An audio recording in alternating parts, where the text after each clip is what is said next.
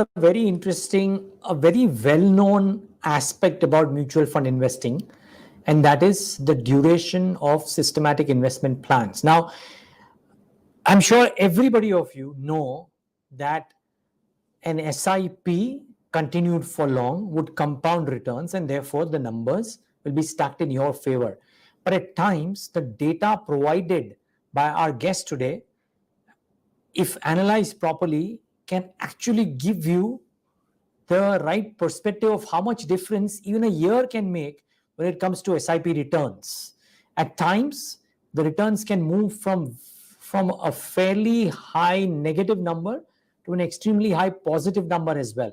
But because we believe in continuity and normal times, it's just the matter of continuing your SIPs for some more particular periods of time for your returns to look dramatically better than what they otherwise would. Juzer Gabajiwala of Ventura Securities. He's come on the show enough number of times, and he joins us today to try and talk about some study and some insights that Ventura has done with regards to SIPs. Juzer, thank you for joining in on the show. What prompted you to do this study? Yeah, so thanks, Neeraj, for having me on your show, and always a pleasure to be there.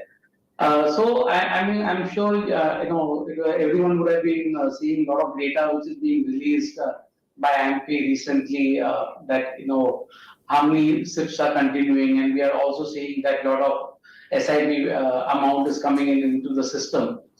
But one of the very interesting data point which AMP shared was that people who are continuing their SIPs for more than 5 years, nearly 89% of them actually stop it. So you have a continuation ratio only of around 11%. So what it typically states is that if any investor is starting his journey, only 11% of the investors are completing it for a period of more than 5 years. And the data is also more surprising that even in less than 1 year, nearly 62% of investors stop their SIPs in 1 year. So that actually prompted us to see that why so investors are actually committing for long term, but are actually investing only for short term. So we try to look at some data points in terms of that why this behavior is happening. So that's why we looked at a period of 10 years. 10 years is a fairly long period of time. We have seen a lot of ups and downs in the markets. And we also saw that, you had a scenario. We also just took, three broad categories, that is large, mid, and small cap, because a multi-cap is a mixture of all of them. Flexi-cap is also a mixture of all of them. So what we observed that if anybody is, doing an SIP for 1 year or 2 years, the returns generally are very, very, suboptimal. It could be 0.1 and 2% and all that. But the moment the tenure was extended to 3 years, the return nearly went into double digit. So it's like, saying that if you do an SIP for 1 year or 2 years, you are definitely not going to see any traction of returns in your investment. So only if your tenure is going to be minimum 3 years, that you'll make some money in terms of your investment. Okay. So this is one of the biggest findings which we could find in our study. Okay, I'd love to probe this a bit, Juzer. So let's get this table on the screen and then try and understand what is it that Juzer is trying to say. Juzer, please explain. The table mentions large cap 24 schemes, mid cap 18, and small cap 10. Now these have been randomly chosen, or are these schemes that have passed some filters? No, so basically, schemes which were more than 10 years old is what becomes our database, because that's what by the consistency. So there were 24 schemes, in the large cap, and there were 18 in mid cap and 10 in small cap. So these were the number of schemes which were available at that point of time. Got it. So we have been agnostic in terms of what the data is going to throw up. So we are not trying to be selective over here. Okay. So this is so viewers, the filter is that the schemes should have been in existence for 10 years because they are mapping decadal returns as well. And you said then you are saying that if, for example, in the mid cap space or the mid cap schemes, which had 18 schemes, if people held the SIP for 1 year, the average return was -3% or -2.9. If it was for Correct. 2 years, it's 2.2. But the moment you shift to 3 years and above, the minimum return was 11.4 and it went up to 13.3%. Correct. Wow. This is okay. So any scheme which was started 10 years ago, let's say in 2013 or 14, as the case may have been, if you're lit for just more than 2 years, then you clocked in double digit returns in the mid cap space. Actually, even in the small cap space, it's the same thing. Absolutely. In fact, if you see in small cap, if you held for even 2 years, it became 5.5 Sure. as a return, which was higher than a large cap and a mid cap. Got it. Wow. This is eye-popping, Juzer. So are there any reasons aside of the basic nature of compounding? I mean, is it something that could have happened in the decades before as well? Any thoughts on this? No, the thing is that one of the reason of us selecting this time horizon is that we got some like from 2013 and what we got, and then in fact we also have dug in a bit more deeper, and we went even when we went even 20 years, we saw that steep drops on a basis of calendar year. There have been 2 calendar years where we have got negative return. One was 2008 and 2011. Then 2015, but it was marginal. So we also took a data point that if somebody had started, let us say, an SIP in 2008, right, that was the peak of the market, but his return would have been quite negative by end of the year because the markets had tanked. I'm sure you remember 2008. We had the global crisis, banking crisis, and everything is there. But the moment if the person had continued his SIP till 2009, the entire scenario changed in 2 years itself only. So just by extending your holding period, the whole what you have as an experience undergoes a change.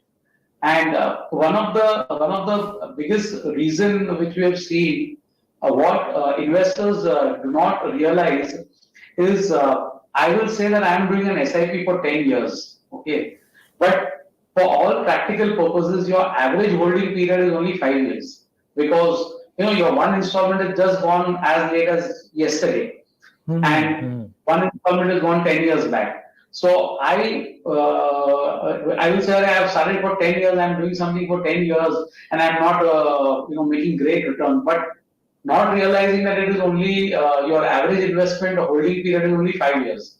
So when somebody is looking at an exposure of 1 year, his actual holding period of the investment is only 6 months. Now, how can you make money in 6 months' time? It's not possible. And that also expecting the entire basket to perform. So unless and until you have a scenario like how we had in 2021, when the small cap and mid cap indexes were nearly up nearly 100%, right?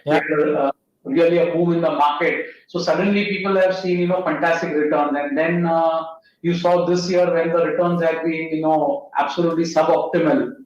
So you expecting that the same thing will get repeated year on year is just not going to happen in the equity market. Got it. And therefore, Juzer, just a small quick follow up before we wrap, and that is this: that does the examples of calendar year 2008-9 or 2011-12 suggest that if viewers have gone through a period of turmoil in a particular calendar year, it probably becomes even more imperative to continue with the SIP because the chances of you returning to black in a major way might be round the corner. You can see this happening in both the categories in both the calendar years. Absolutely. In fact, if you see the pattern of Nifty, mid cap as well as the small cap, wherever there has been in fact we have some other study undergoing while we speak. we have not seen the markets being negative for more than 2 years at a stretch, whether a calendar year or even a financial year.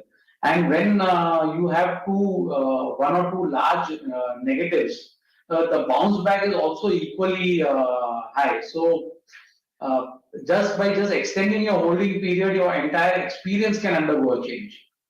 So in fact, my advice to investors is that if you are not committed for minimum 3 years of SIP, you should not even bother to start an SIP. Don't even start an SIP for 1 year and then just stop it. Don't do it.